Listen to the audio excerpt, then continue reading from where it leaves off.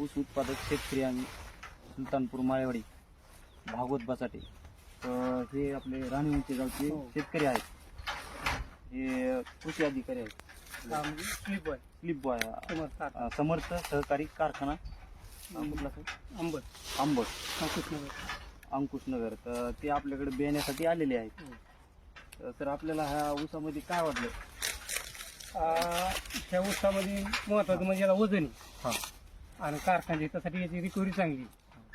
त्याच्या बाद खोड्याचं फुटवा जास्त असल्यामुळं आणि एकरी ॲव्हरेज आपलं मिनिमम आमच्या भागात 40, 45, 35. पण याचं याच्याकडं बियाण्याला जरी गेला असला तर एकरी 82 टन ऊस घ्यायला यायचं.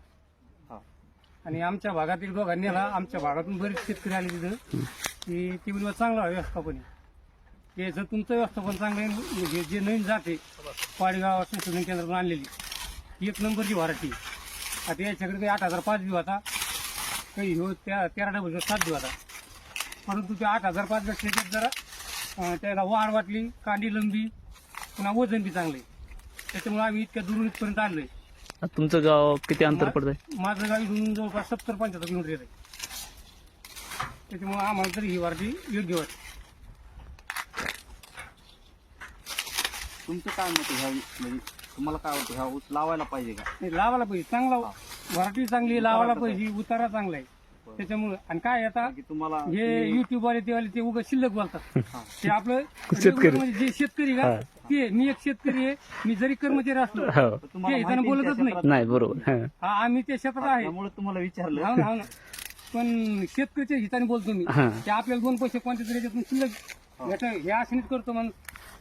त्याच्यामुळं ही जात शेतकऱ्याला लावावी असं माझं म्हणणं आहे. आपण किती एकर लावणार आहे आता? मी आता 1 एकर लावणार आहे. हो.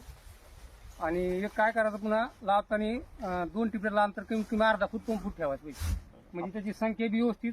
एका बेटाला 8 जरी ऊस असले तरी आपल्याला 80-85 टनांचा ॲव्हरेज मिळू शकतो. एक आपली चूक आहे किंवा दाटवट लावायची एकदम पेरलं फिरी चिटकून. आता किती फूट असं अंतर किती असं आता कसं आपल्या क्षेत्रावर अवलंबून असतं. हा. कोणी 5 फूट करतंय, कोणी 4 करतं, कोणी 4.5 करतं. तरी किती करायला पाहिजे? मिनिमम 4 व्यवस्थित.